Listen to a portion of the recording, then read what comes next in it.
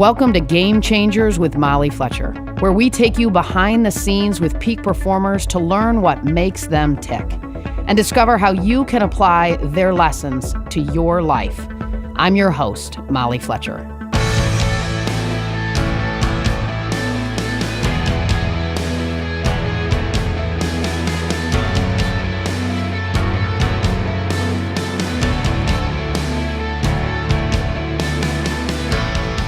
Over 80% of our waking time is spent on autopilot.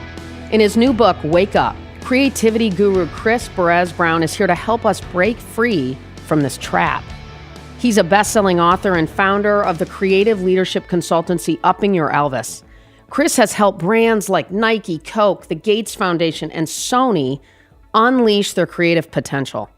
On today's show, Chris will show us how escaping autopilot can help us tap into who we really are and live a more conscious life. Here's my conversation with Chris Baréz-Brown.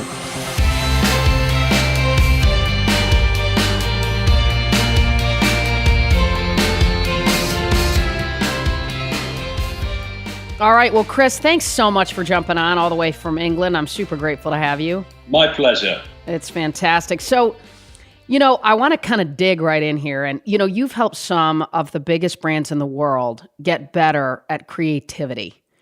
How do you do that? Well, I learned really early on. I come from a kind of innovation background. It's not to do with tools and techniques and process.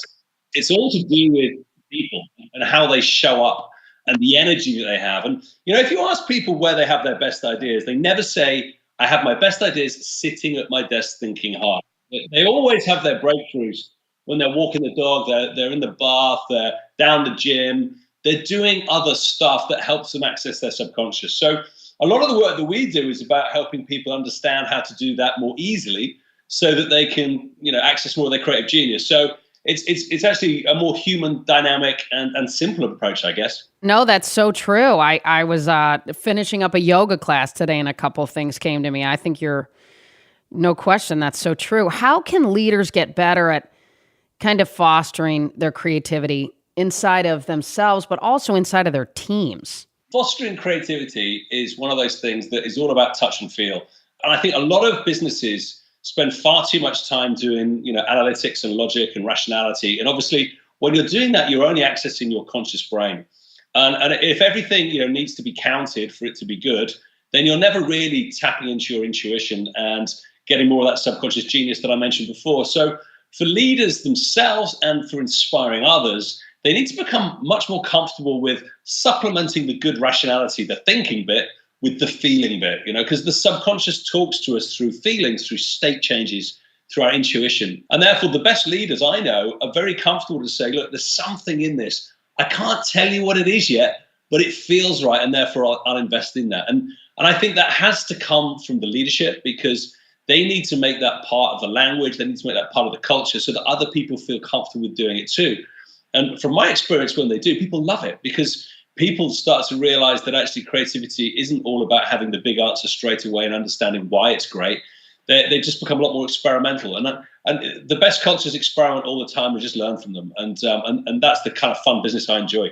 Wow. No, that's interesting to hear you say that. I learned through your TED Talk that you're really a very logical, and we've spent some time together and I've seen this side of you, right? This sort of logical, rational, kind of analytical person by nature, which surprised me kind of given how creative and intuitive you are. Was that like a conscious shift for you, or how did you make that happen? Yeah, so well, it was interesting. So when I was young, I was certainly, pretty much off the scale on kind of the math spectrum, and that was my strength. Interesting, what I found out since is that actually to get good at really advanced math, you tend to be quite kinesthetic. So you tend to feel your way through things rather than actually just apply logic. So although up to a certain level it's very rational, after a while it's not. So that kind of explains a little bit why I do think the way that I think, because I feel my way through things as well. I think for me, it was just more of an awakening.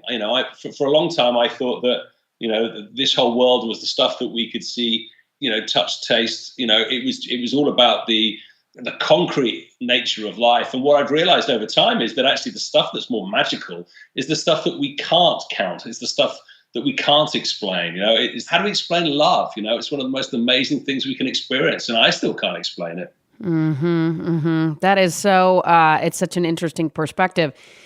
I read your book, Wake Up. Love it. Speaking of love, what inspired you to write that book?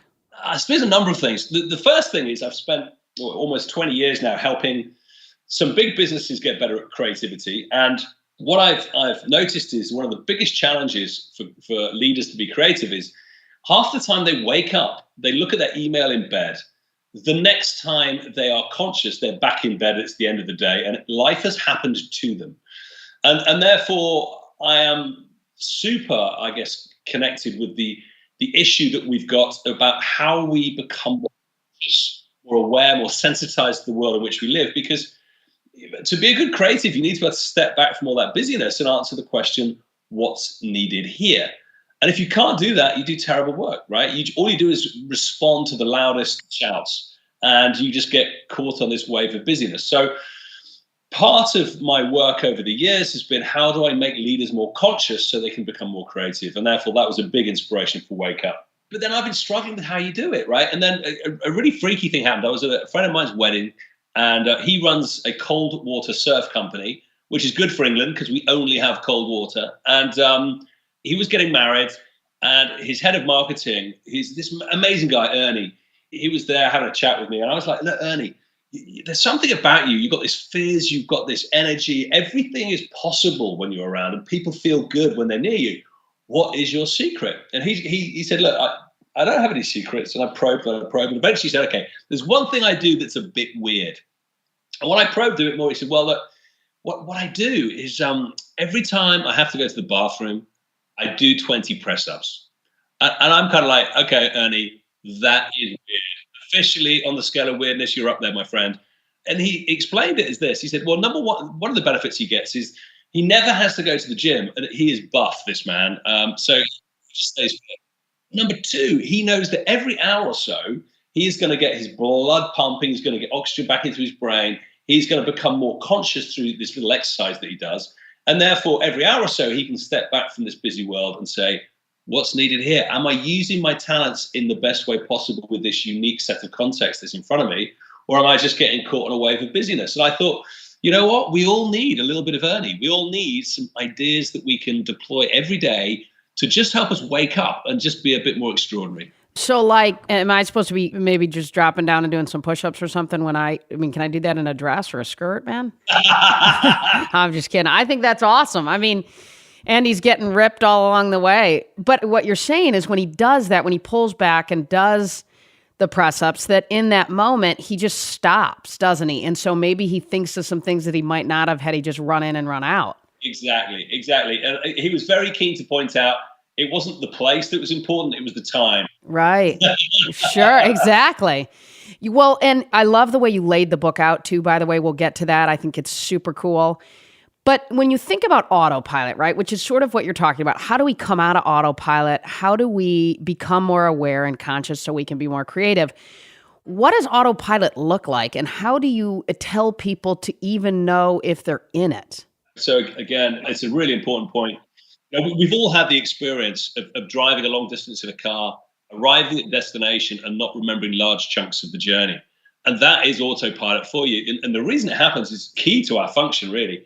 Our conscious brain is like a gas-guzzling V8, right? It takes loads and loads of energy. And we know that because if we've ever learnt anything from first principles, maybe a language or an instrument, we tire quite quickly. So we save the energy by switching to subconscious. And our subconscious is like a Tesla. It's incredibly efficient because what it does is it says, look, I can run this show, but I'm going to run it by looking around me now and saying, if there's something there that looks familiar, I'm going to assume it's exactly the same as last time. So it looks for habits and routines. And obviously, when you get in a car, it looks at the steering wheel, the seat, the road, and goes, hey, I've got this. I've driven many times before. I can therefore get you to the destination quite safely. And I can save all that energy. And it's great for driving. The problem is, of course, it doesn't just happen when we drive. It happens when we do anything habitual, anything routine. So when we go to the same office, when we sit at the same desk, when we have the same meetings, actually when we live our lives. And the problem with it is over time it grows. So it starts to take over a larger proportion of our life. So our research suggests that we spend, around 80% of our time on autopilot. And obviously, it's fine for doing stuff that's repetitive and we don't have to think. But if we're really being creative and we're looking at the situation saying, how do I make this better? How can I really step change things? You need to be able to step back and become conscious to do that. And that's why escaping autopilot is absolutely key. And so isn't some autopilot okay, right? Like if you've got a lot going on, I mean, is it okay to sort of go into that autopilot mode once in a while just so that you can rest or not? Absolutely. I mean, if we spent all of our time fully conscious, we would be exhausted. So, anytime we're doing something repetitive, autopilot is good, right? If you're packing boxes, it's a perfect thing to do. If you are, driving to work, it's a perfect thing to do. If actually, you're in the house doing some cleaning, absolutely fine to do. And actually, when we watch TV, that's autopilot mode immediately.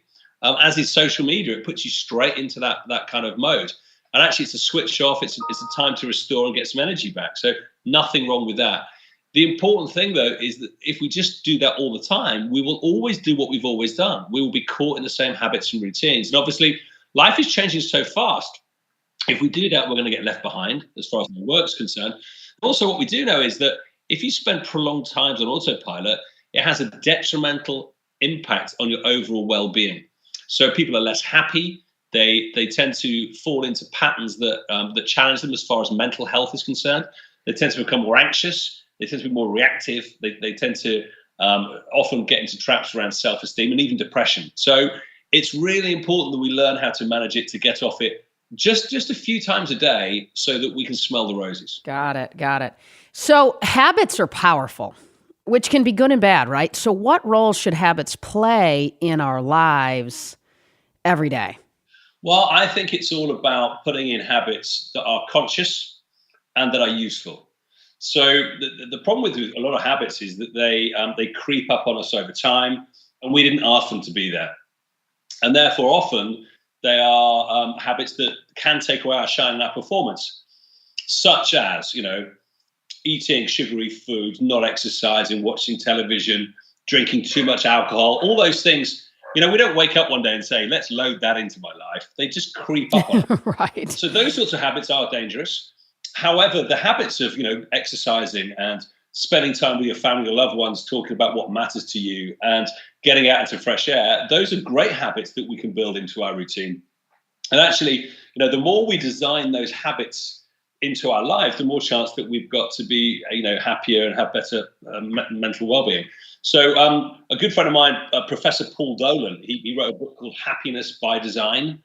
And it's all about how you design positive habits into your life, because he knows full well that autopilot will take over, and therefore, you will just do what you've been doing. So build the habits in that are positive, and you've got more of a chance to be happy. So I'm a big fan of doing that. And so I'm hearing be intentional, right? Intentionality around your habits. Absolutely. That's key to it. Okay. One of the exercises that I thought was pretty cool in the book, it's called Notice What You Notice. And so I thought it'd be cool if you could share, with our listeners a little bit about that and the purpose behind it. Sure. So it's a very, very simple exercise. What you do is you have a little notebook that you carry around with you for a week. And every time you have, a slightly more sensitivity around an experience, so it might be that you spot somebody on a bus and you just lock eyes with them. It might be that there is a moment that you just realize there's bird song as you're walking through a busy city. It might be that you just smell something that just jolts you into consciousness. Maybe a fantastic bakery is just down the street. Just take out that notebook and write down what it is that you've noticed, what it is that made you more conscious in that moment. And by doing so, what you tend to do is you tend to sensitize yourself more to the world in which we live. Because I don't know if you've experienced this much, but I work a lot in busy cities like London and New York. And what I tend to find is that most people are running at 100 miles an hour, head down, looking at their shoes or their phones. And they never really look up. They never really see what's around them. And by doing so, we kind of block out so much of the fabulous stimulus that we have in this world. And I think the more we can become attuned to the world in which we live, the more chance we've got to follow synchronicity, the more chance we've got to have a connection with interesting people who are sharing this planet with us.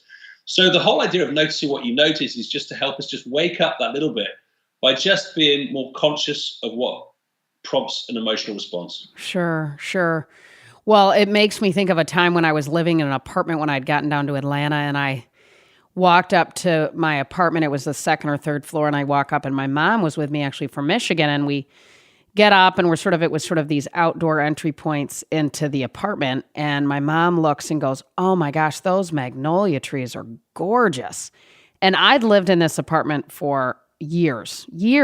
I mean, it was like I hadn't just moved, but I'd lived there for, plenty of time. And I looked at my mom and I said, "What are you talking about?" And she goes, "Those magnolia trees, they're amazing. Look at that." And I was like, never noticed them. Yeah. And so to your point, I mean, that was a moment at 25 or whatever it was when I went, whoa, that's pretty frightening that every single day, several times a day, probably I'm seeing these and I never, ever noticed them. So I was appreciative, candidly, that my mom pointed that out and in her sweet way was borderline appalled that I hadn't noticed them, right? She probably thought, what the heck did I do wrong as a mom that you don't even see these things? It's a classic. I mean, when we're on autopilot, we don't, Right. We are just going through those motions. We're going through those patterns. And, there's been a lot of, research studies that just show that we just blinker stuff out. We just focus on, getting from A to B, and we don't notice the amazing stuff happening. I remember once doing, when I was running these big innovation projects, I decided we were going to do a creativity session, and there was Blackfriars Bridge in London. It's a big bridge. I've been over it hundreds of times. And I decided to go over it this time on this particular project, looking through the eyes of a child. And I did it with a friend of mine, and we just looked at everything from first principles. And you know what? It's as if I'd never been over that bridge before in my life. I hadn't seen any of the detail.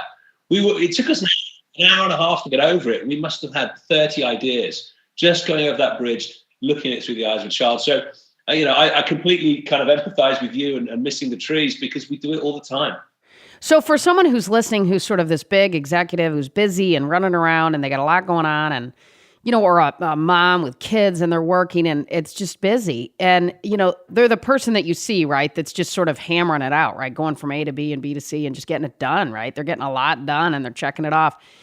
What would you tell them as it relates to why does this sort of pausing and looking around and noticing what you notice, why does that matter when they've got so much to do and they're getting it done? Like, how does that help them maybe live a better and happier life, live longer? Like maybe there's some research or data that you have relevant to that could help convince, right, somebody that's already executing at a high rate why noticing matters. Yeah, so a couple of things to that.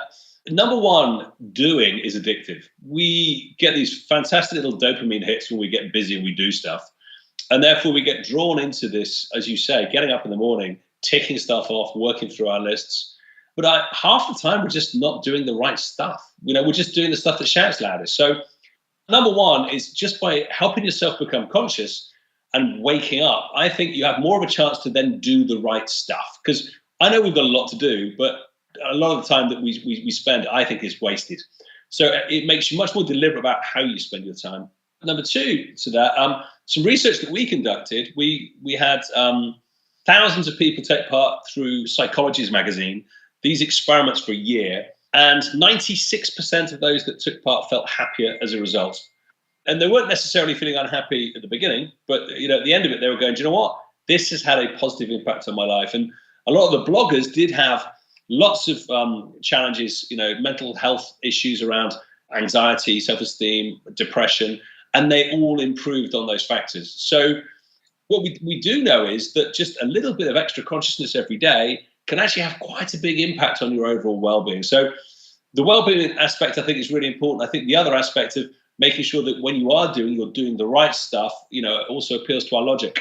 Sure. No, that's really, that's insightful. That's awesome. I also wanted to talk about the chapter in your book called Say Yes. And it was interesting for me to see that because candidly, personally, I've gotten to a place in my life where I finally feel like I can say no. I've got the clarity and the courage maybe to say no more, which to me is saying yes to the things that matter most in my life. So this was interesting to me. And so I wanted to try to understand, why is that important to say yes more? And tell me what that looks like, and how would that be something that I could deploy in my life, or the people listening could deploy? Yeah, so it's an interesting one, because we've also got one in there which is say no. So I agree that we need to learn how to say both. So the saying yes is saying yes to the things that we would ordinarily say no to. And the reason being here is, like, if we do that, we're naturally breaking habits. For example, you have a group of friends who, every weekend, what they love to do is go fishing, and you always say no to them. No, no, no, no. I'm not into fishing. I don't want to be on the water. Then actually saying yes, I think, once could be a really good thing, because it means that you're engaging in a new and different pursuit. And therefore, your brain cannot use habitual patterns. It can only engage in that by becoming more conscious and awake. So I think that's a good thing to do. What I'm not suggesting, and I think this is your worry in what you were saying there, Molly, is that we should take on more responsibility, because we probably have enough going on already. But then to balance it out, I think we should say no to stuff that we ordinarily say yes to as well, because by doing that, that will again, it will jar us into a different consciousness. So it's all about breaking habits, really, and what we choose to say yes and no to can have a huge impact on the way that we engage with the planet around us. So learning maybe a new skill, or learning and doing something that's new, right? You have to become so conscious to do it. Absolutely. That's what you're saying. I see. That's awesome. And I love, by the way you broke the book up, right? So for people who haven't picked it up, Wake Up is super cool, because it's just sort of these nuggets, and then a way to deploy it in your life, and a nugget and how to deploy it, right? So it's really cool and tangible. It's awesome. What made you decide to write it that way, by the way? Because that's a pretty unique way to write a book. Yeah, so this is my fourth book, and the feedback that I've got as I've progressed through my writing is that the type of stuff that I write about and the way that I write it is most appreciated, I think, by my target group, really, when it's pithy, it's short, it's got some energy behind it, it's got punch. It's not the type of thing that you need to, go away for a long weekend and immerse yourself in it for hours. It's a pickup, because actually people just want stimulus that works fast, and it's fun and it's easy. So, I think a bit like that, Molly. I have to be honest. That's kind of the way I process. So therefore, I've tried to make it the sort of book I'd enjoy reading. Well, you've done it. It's awesome. You talk a lot in the book about the overload kind of our brain that it's receiving, right? The sheer amount of stimuli and inputs and really interrupters that happen all the time to all of us, which I couldn't agree with more, by the way. Obviously, it's just fascinating how much is coming at all of us all the time. What advice, or what are some tactics to deal with this would you advise for people? There's a few activities in the book that I really like that help me with that. And I'm like everyone else, I have the same challenges. I tend to write about the stuff that I find most challenging. So obviously being consciousness is on my list. So one thing I do, which I love, is spend the first 10 minutes outside every day without anything digital in my hand, just absolute peace and quiet. And what I love about that is it's a chance for me to connect with who I am, where I'm at in the world, what's going on in that day. And I know that autopilot will kick in at some point, but if I set a good intention first thing in the morning, I've got more of a chance to be able to deal with the busyness when it happens. So that little bit of peace and quiet really helps me then. I'm quite, I suppose, keen on managing digital interruptions. So turning off all notifications on my phone's really important, not having anything there that could distract me. And then what I often do is I zone my diary. So if there's email to be done, I will do it at 2 specific times of the day rather than answer it as it pings up, because I want to go to it when I want to do it rather than it telling me it's time. So those sorts of things make a huge difference to me, so that I can focus on the right stuff in the right way. Wow. No, that's interesting. But it's really cold, you told me this morning. So you go outside when it's, 30 out there first thing? Yeah, I go out. The only time I don't, I live on the coast, and we get some proper storms. So when we have horizontal rain, then I might, just look out the window. But, that doesn't happen very often. Yeah, I think that's really cool. I know people that wake up and just, while their coffee's coming through the little Keurig deal, right, they'll drop down and do 50 push-ups just to sort of get themselves going. Or I know guys like Tony Robbins jump into a cold sponge bath thing. And So that'll wake you up, man. There's no doubt about that. I think that's really cool. I'm gonna try that. So thanks for that nugget. And you talk about digital detox, and you say, in Wake Up, that our relationship with technology needs to be relearned. In addition to what you just shared, right? What are some other things that people can do to relearn, as you say, how to engage with their technology? And by the way, I'm probably going to need to use this one for my 3 teenage daughters. Look. Yeah, so for me, it's about helping the tech make your life better rather than it running your life. So most of the time, it's just far too intrusive. So learning to go to it instead of it coming to you is a key facet of it. However, I think one of the things that I've noticed recently, which is a real development, is that we can actually be a lot more analog with our tech now than we used to. It's a lot more human. So I spend a lot of time now using my tech to draw on and to, I don't use keyboards. I don't type into stuff. I talk into stuff, or I draw on stuff. And actually I use it in a way that's much, much more, I guess, congruent with the way that I process. So instead of it getting in the way of my creativity, I think it really helps me. Whereas about 10 years ago, I don't think it had that ability. So getting it to work for you is the key to it, and knowing full well that actually we just need to step away from it and turn it off quite regularly. And as long as you do that, you're okay. There's this terrible kind of fear of missing out that seems to be going on, especially with, as you talk about teenage daughters. There's this kind of, if I'm not on it all the time, how can I be part of what's going on with all my friends in society? And we've just got to realize that, we're all, big, beautiful, strong people, and actually we don't need to have more likes on our page to make us feel as if we're something. So, get away. Yeah.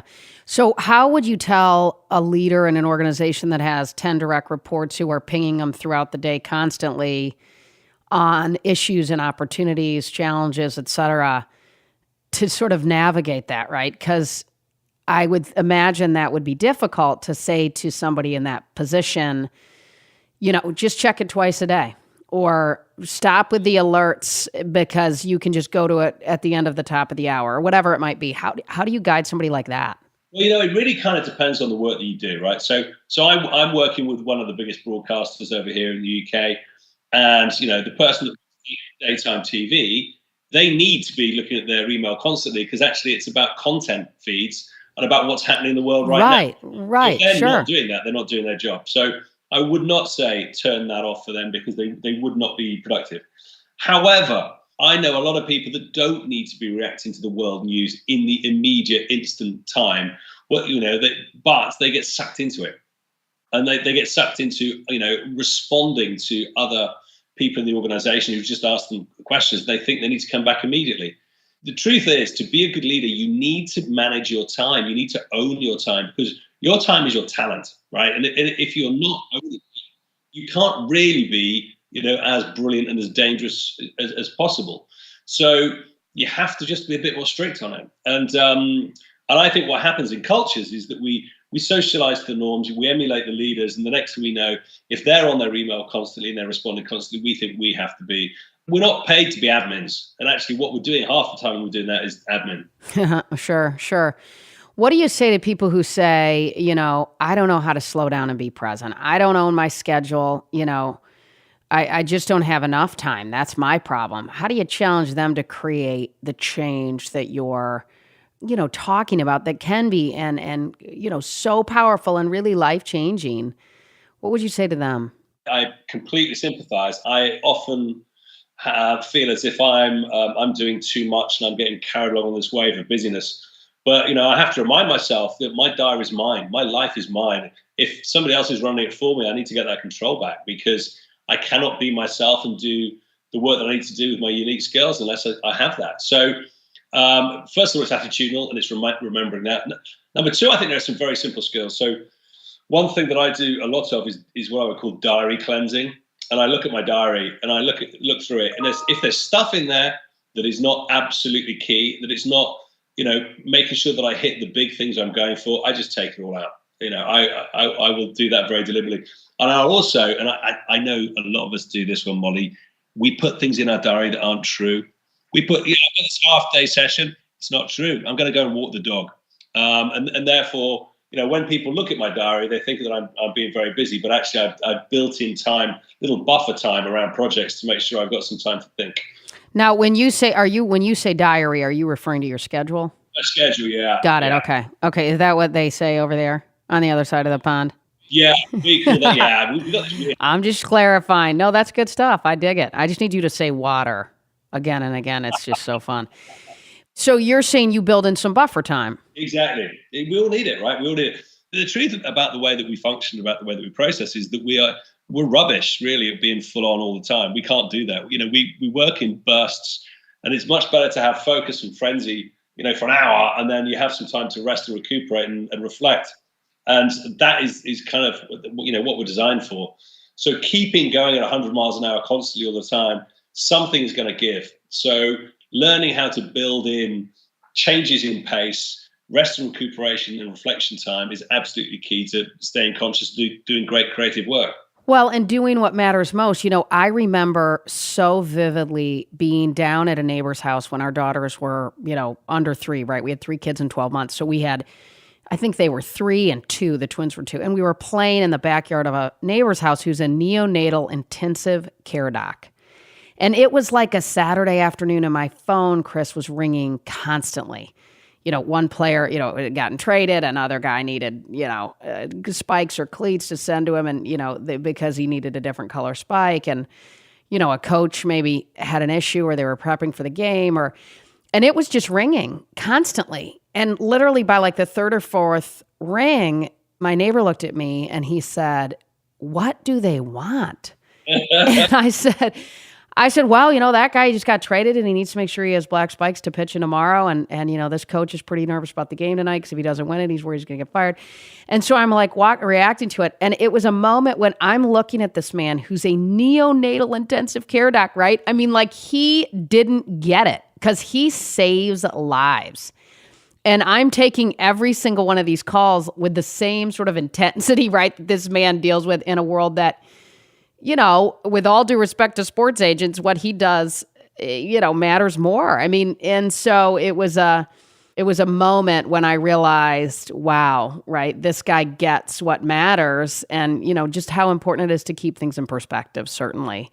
And to your point, I mean, maybe you turn off your phone in those moments so I can push my daughter on the swing with both hands, not just one.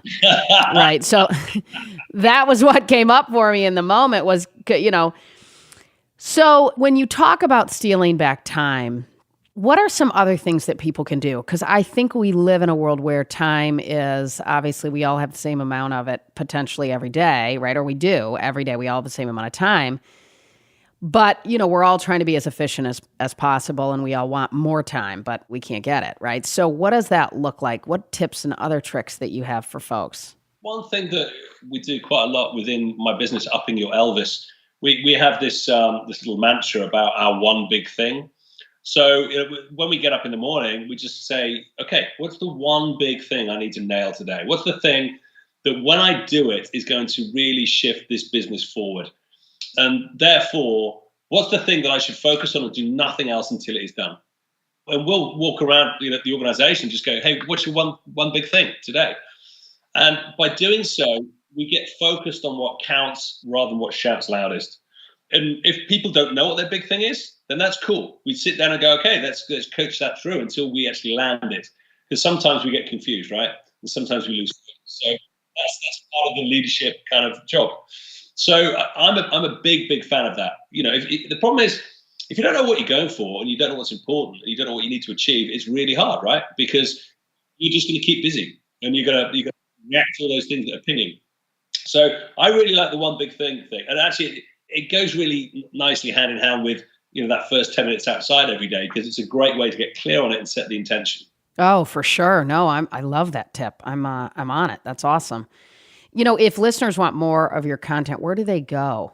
Yeah, so you can check out some of my vlogs on Barez-Brown.com. So that's Barez-Brown.com, and also my business Upping UPPING your YOUR Elvis.com.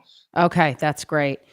What are some good ways to renew your energy when you sort of get off track, right? So maybe somebody listens to this and they really begin to deploy some of these really awesome ideas. Then, but let's say they sort of fall off track a little bit. What would you tell them to do? How do they relock in? One thing that we found when we did all this experimentation last year was that the people that held it best did it with friends.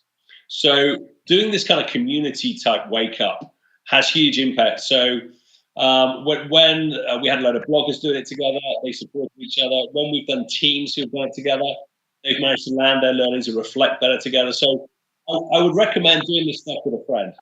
I think that can make a huge difference. The other thing is, play with the different energies. So these exercises are designed to impact you positively around your physicality. So there's a lot about diet and exercise and sleep and rest that's all to do with physical.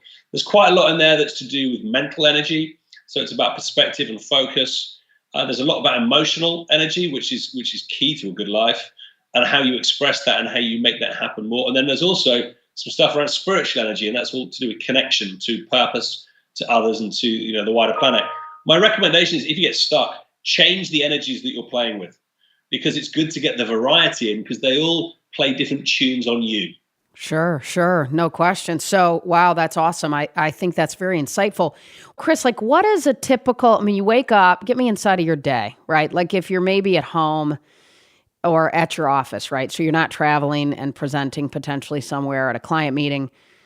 You go outside for 10 minutes and then what? Walk me through that, how you navigate ensuring you stay conscious. I don't spend any time sitting down in the day. So I have a standing desk.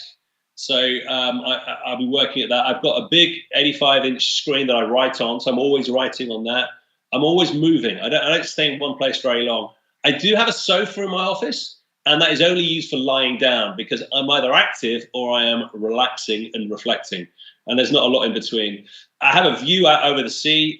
We've got 10 acres going down there. I go out there with my dogs regularly. You'll often see me doing calls with a headset on, wandering around the countryside. So that's kind of what I do to make sure that my energy is always there. I've got an iPad. I draw things down. I capture it all in Evernote, so that nothing is ever lost. So if I'm out and about and I'm thinking, I'm doing stuff, the tech bit actually supports me to be free, as opposed to makes me sit at a desk. And I think that's what tech can do for you these days, which is extraordinary. You never have to forget anything, right? Sure. So why are you so against sitting, man? What's the deal with that? As I'm sitting here right now having this conversation, I just realized, if I think back, all the best creative work that I've ever done, I was always moving. I never sat down to do it.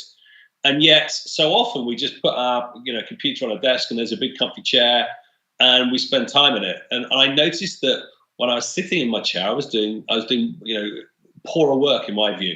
And I found that I could, every time when I was writing, when I was doing a book or a blog, I'd always stand up to do it. So I canned the chair about 4 years ago, and I love it, I've got to say.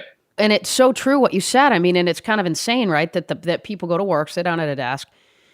And you're right. I don't know very many people that have had these aha moments at a desk, right? Or in their office. It's such a valid point that you make. If you think back 100 years ago, about 10% of jobs were sedentary, and now it's about 90%. It's having a huge impact.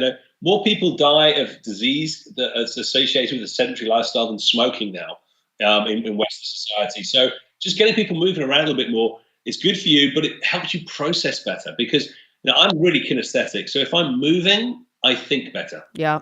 Do you meditate? I do all sorts of different spiritual practices that are to do with helping me connect, I guess, my consciousness with the rest of this planet.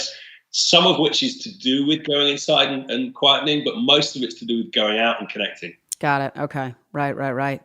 And so you talk about consciousness to unlock more creativity. Can you take me inside of that a little bit more, right? So, because what I'm hearing you say is we become more conscious, we create that space, we manage our time better, we say yes to some things that maybe we'd have said no to, and that allows us to be more present in those moments. That creates more consciousness. How will that begin to show up from a creative perspective in people's lives? And what else can people do to become more creative? It's really understanding the balance between the conscious and the subconscious. So the conscious brain is really important for us to actually be able to step back from the busyness and understand, what we should be working on. What's the real issue here? What are the insights behind it? How can we crack this open from different perspectives? And I think you need a certain amount of conscious processing for that to work. But you need to do it hand in hand with the subconscious, because when you're being creative, that has so much more power. It has the capacity, our subconscious, to remember potentially every experience of our life. And therefore, it's the richest source of stimulus, and it never stops processing. So really, to do great creative work, you need the thinking and the feeling, the conscious and the subconscious. And you don't want any one of them to dominate. So if we're purely logical, we'll get really tired and we'll come up with very average stuff. If we're purely subconscious, we're just going to run riot with habits and patterns. And actually, it's having the dance between the two that will bring the best work. And that's really what Wake Up's about. It's about getting the balance right.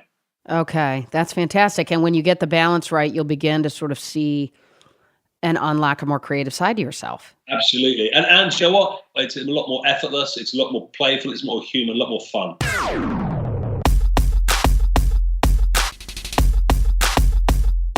One of the ways that we always end these podcasts is with sort of a rapid fire. And so what I'd love to do is just fire some questions at you, and then you just react with one word that comes up for you when I fire the questions. Does that sound good? Are you in?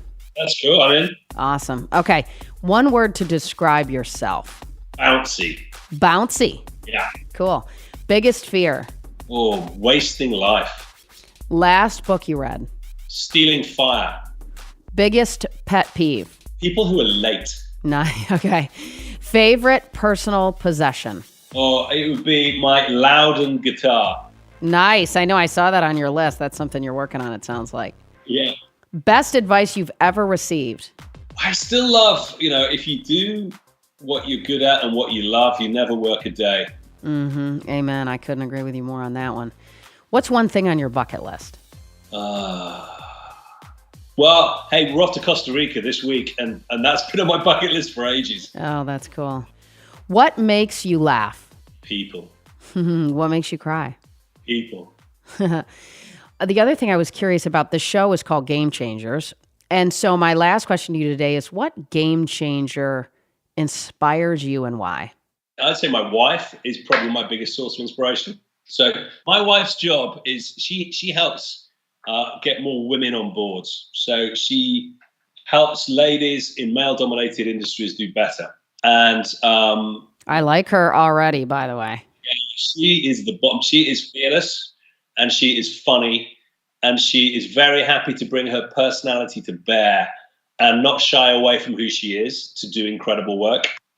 And I think that one of the biggest challenges we have is that we try and fit in too much, and we try and keep too many people happy. And by doing so, we often play a smaller game, and she does not. And it's an inspiration. Oh, that's cool. She's herself. She's committed to being exactly who she is. She certainly is. Good for her. That is awesome. Chris, thank you so much for coming on. I mean, we had an opportunity to hang out a little bit. I think it was in like Napa Valley or Sonoma. It was pretty awesome. Nice. Yeah, it was at an event out there. That was cool. And I have stayed connected with you ever since. So thanks for taking a minute to share your insights. It's just terrific. It's an absolute pleasure. From the first time we met, Molly, I've loved your energy. You're doing great work out there. It's been such an honor to come and talk to you today. Well, thank you.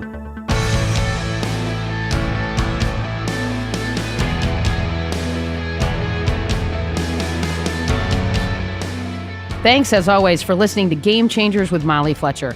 If you like the show, be sure to subscribe on Apple Podcasts. There you can listen to previous episodes and leave us a review, which helps other people find out about the show. For more about me, visit mollyfletcher.com. Until next time, stay curious and be bold.